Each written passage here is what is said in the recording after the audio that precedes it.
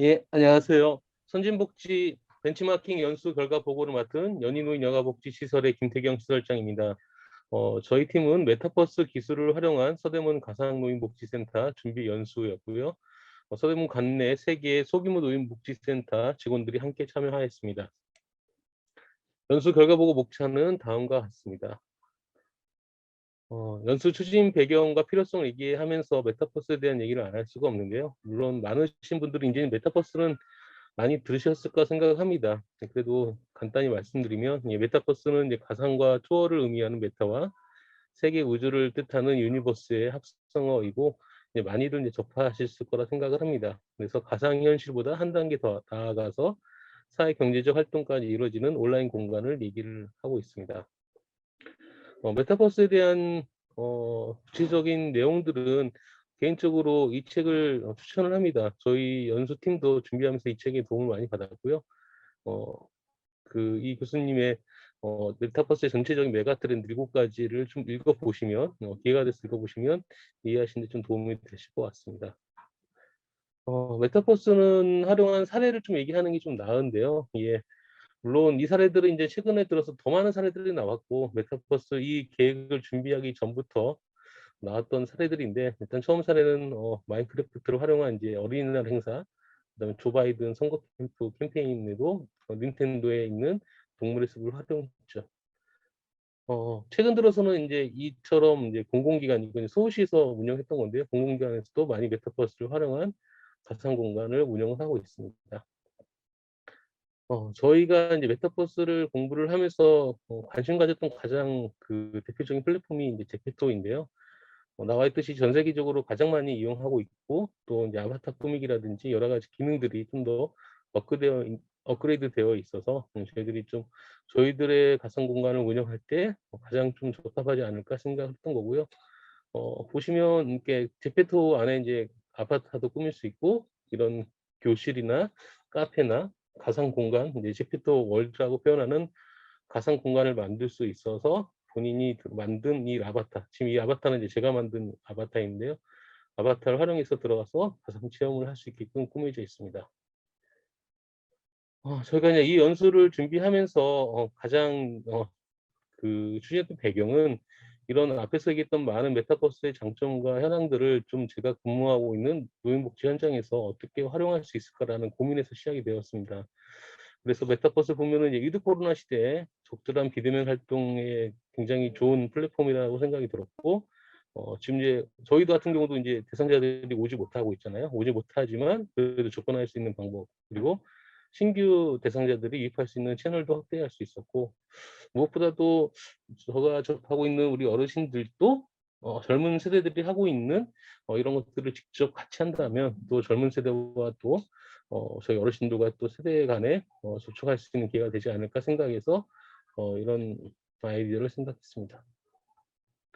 연수 지원 일정은 작년 2011년 저희가 이제 준비해서 10월부터 한 12월까지 진행이 됐고요. 사전 연구, 사전 모임, 그다음에 교육이라든지, 그다음에 저희가 생각하는 선진 복지를 하고 있다고 생각하는 이제 서초구와 강남구의 노인복지 시설을 방문하여서 거기서 진행되고 있는 것들을 봤고요. 저희가 좀 의미 있는 거는 저희가 일단은 지페토 월드 안에 저희 가상 공간을 한번 세팅하고 한번 가운영을 해보자라고 생각해서 그 가운영까지 진행을 하였습니다.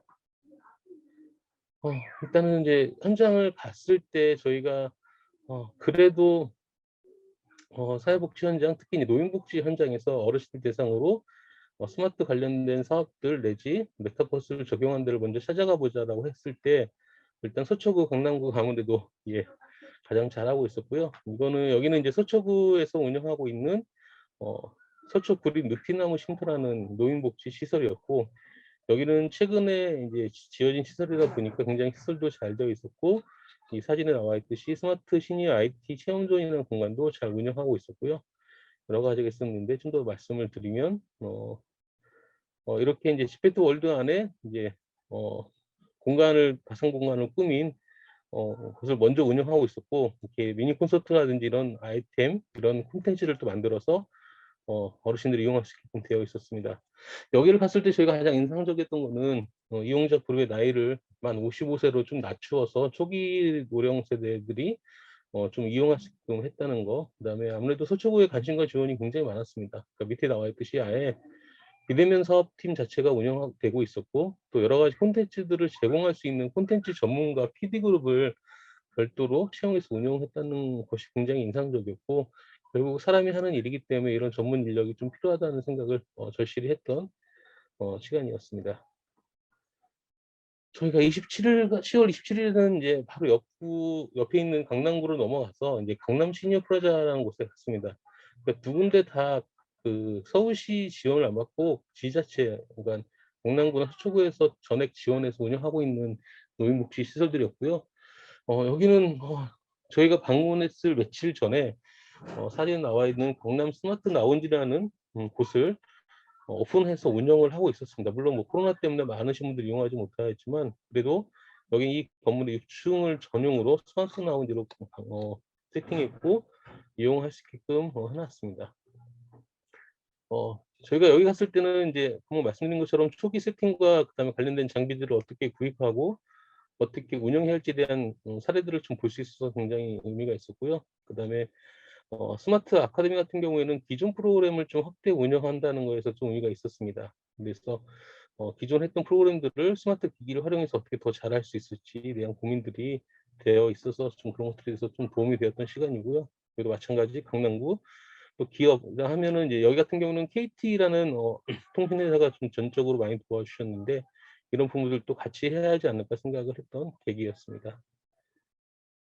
그리고 이제 저희가 이제 연수 메타버스 관련된 여러 가지 전문 교육도 진행이 되었고요. 예. 최근 들어서 또 주문을 통해서 또 많이들 교육을 진행이 되어서 잘 진행할 수 있었습니다. 그리고 저희가 이제 연수를 진행을 하는 과정, 그다음에 마친 과정 이후에도 이제 사회복지 현장에서 어떻게 메타버스를 적용하는지 사례를 좀 조사를 했습니다. 그래서 같이 조사했던 사례 중에서 몇 가지만 좀 말씀드리면, 보면 이제 이 사례는 이제 제가 개인적으로 참여했던 이제 아산 프론티어 아카데미 동문회 행사였는데요. 의미 있었던 거는 이제 온과 오프라인을 동시에 했던 겁니다. 그래서 온 공간에서 게더타운을, 오프라인도 소규모 모임을 같이 진행했던 진행 사례였고요. 아무래도 이용자 유입 채널이 좀 다양하고 확대될 수 있었고, 대신 이제 동시에 진행하다 보니까 진행 과정에서 좀 세심하게 운영해야 한다는 또 것을 볼 수 있었습니다. 두 번째 사례 같은 경우에는 이제 노브록스라는 아이들이 좋아하는 게임 플랫폼을 활용한 안산 상록 장애복지관 사례인데요. 일단은 대상자 그룹에게 친숙한 메타버스를 이용한다는 게 굉장히 필요했고, 그다음에 적극적으로 이런 것들이 사전 공지하고 홍보하는 게 굉장히 중요하다는 게 볼 수 있었던 사례였습니다. 다음 사례는 이제 우리나라 SK에서 만든 이 브랜드라는 교육을 좀 주도 진행하는 플랫폼입니다. 그래서 애플리케이션에서 교육자를 같이 보고, 그다음에 아바타 간의 인사와 참가 소감은 감정 모성까지 가능한 좀 발전된 거여서 저희도 교육에 대한 어떤 고민이 들 때는 또 유용한 플랫폼이고 사례였던 것 같습니다.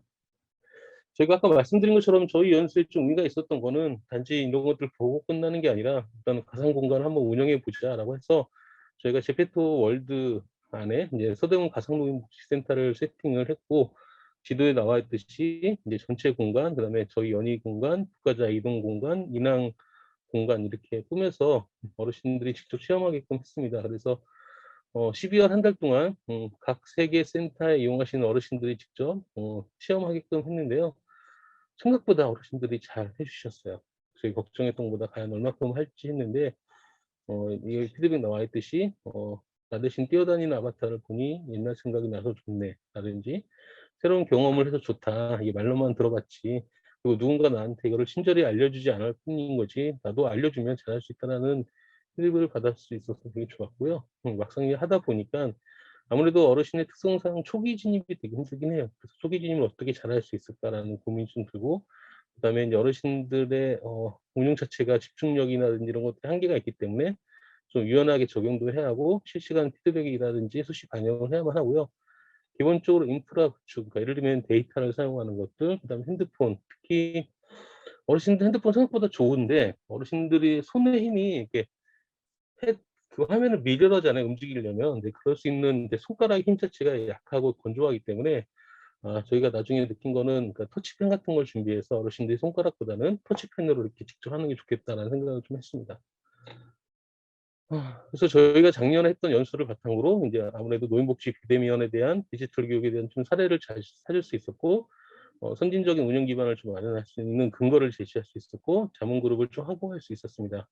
그래서 작년 결과를 바탕으로 좀 이런 게 필요합니다. 그리고 아까 사례에서 봤듯이 서초구나 강남구처럼 절대적으로 지자체의 도움이 없으면 할 수 없거든요. 근데 인제 저희가 마침 작년에 서대문 구청에서 디지털 투터 사업을 작년부터 시작을 했는데, 올해는 인제 이걸 경로당까지 확대한다는 거는 인제 어르신들까지 한테 지원하겠다는 게 마침 결정이 돼서 저희가 경로당 디지털 투터 사업을 맡아서 진행하게 되었습니다. 그래서 저희가 이제 3년 동안 계획은 이제 투터 60 명을 채용해서 또 어르신들 경로당 150 곳을 좀 하자.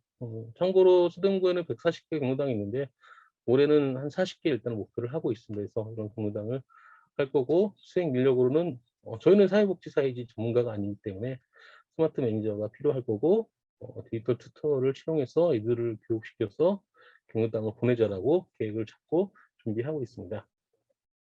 이런 이제 튜터 사업은 이제 위드 코로나 시대 어르신에 대한 정보 격차와 소외감 해소할 수 있을 것 같고요. 그러니까 아무래도 디지털 취약계층이잖아요, 어르신들이 노년 세대가. 그래서 그들에 대한 역량을 좀 강화시킬 거고, 그다음에 경로당에 간다는 거는 아직까지 경로당이 이제 그들의 여가 생활이 되게 한정되어 있는데 그들의 여가 활동도 좀 다양히 할 거고, 경로당에 대한 이용 문화도 좀 개선할 거고요. 그다음에 마지막으로 이제 제가 말씀드린 디지털 투터를 지역 주민들을 좀 채용하게 되면 일자리 창출 효과도 있을 거라고 생각을 하고 있습니다.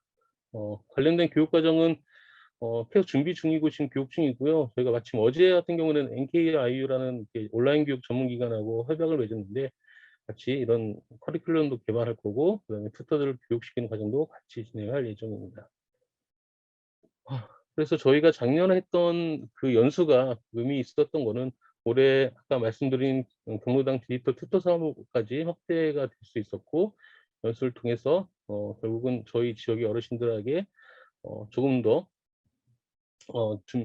디지털 역량을 강화시켜서 그들이 좀 당당하고, 그들이 좀 자존감 높여 스스로 삶을 만들어 가는데 큰 도움이, 그래도 작은 도움이 되기를 바라면서 또 그런 계기가 되었던 것 같습니다.